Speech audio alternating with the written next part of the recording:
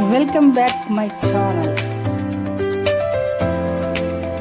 Like చేయండి, share చేయండి, subscribe చేయండి.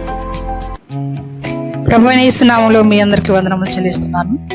గలిలయ సముద్రపు ఒడ్డున కనుగొన్న క్రీస్తు కాలం నాటి పడవ, క్రీస్తు నడిపిన పడవ, గలిలయ సముద్రపు నీరు ఎర్రగా మారుట.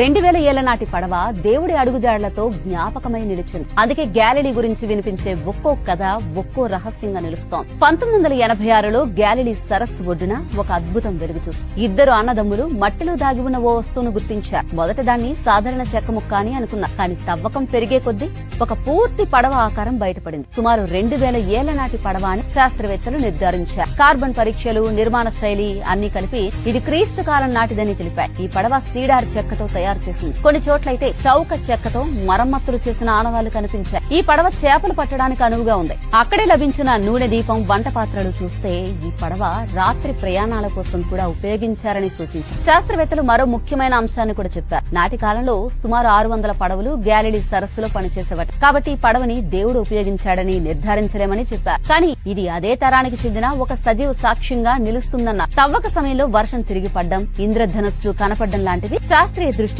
సాధారణ ఘటనలే కావు. కానీ భక్తుల కళ్ళలో అది దైవ సంకేతంలా మారింది. బైబిల్లో గ్యాలిలీ సరస్సు దేవుడి జీవితంలోని అద్భుత ఘటనలకు వేదికగా నిలిచింది. దేవుడు 5000 మందికి ఆహారం పెట్టిన తర్వాత తన శిష్యులను పడవలో ముందుకు పంపుతాడు. రాత్రి వేళ గాలి బలంగా వీచి అలలు ఎగిసి పడతాయి. శిష్యులు భయంతో ఆందోళన చెందుతారు. ఆ సమయంలో దేవుడు నీటి మీద నడుస్తూ వారి వైపు వస్తాడు. ఆ క్షణంలో గాలి ఆగిపోతుంది. సరస్సు ప్రశాంతమవుతుంది. తర్వాత వారంతా గినోసర్ అనే ప్రాంతంలో దిగుతారు. నాడు ఇదే ప్రదేశంలో ఈ పడవ బయటపడింది. అందుకే భక్తులకు ఇది దైవ అనుగ్రహంగా కనిపిస్తోంది. అయితే శాస్త్రవేత్తలు ఒక విషయాన్ని మళ్లీ చెప్తున్నారు. ఈ పడవ దేవుడు ఉపయోగించిందని చెప్పడమైతే అసాధ్యం. ఎందుకంటే అది శాస్త్రీయంగా నిరూపించలేని విషయం. కానీ ఒక నిజం మాత్రం ఖచ్చితంగా ఉంది. ఈ పడవ క్రీస్తు కాలానికి చెందినది. ఆ కాలపు జీవన శైలి, మత్స్యకారుల కష్టం, వారి పడవ నిర్మాణ పద్ధతులు అన్నింటినీ ఈ పడవ మన కళ్ల ముందు నిలబెడుతోంది. గ్యాలిలీ ఎర్రగా మారిన ఘటన చూస్తే ఇది ఆల్గీ కారణంగా జరిగిందని శాస్త్రవేత్తలు స్పష్టం చేశారు. కానీ ప్రజల మనసులో మాత్రం 2 ఘటనలు, ఎర్ర నది, దేవుడి పడవ ఒకే చోట జరిగాయి కాబట్టి అవి మర్మంగా కనిపిస్తున్నాయి. అందుకే ఈ రోజు మళ్లీ వార్తల్లోకి వచ్చాయి. శాస్త్రం నిజాలను చెబుతుంది, విశ్వాసం ఆశ్చర్యాన్ని నింపుతుంది. గ్యాలిలీ సరస్సు మాత్రం ఈ రెండిటికి నిశ్శబ్ద సాక్షిగా నిలుస్తోంది.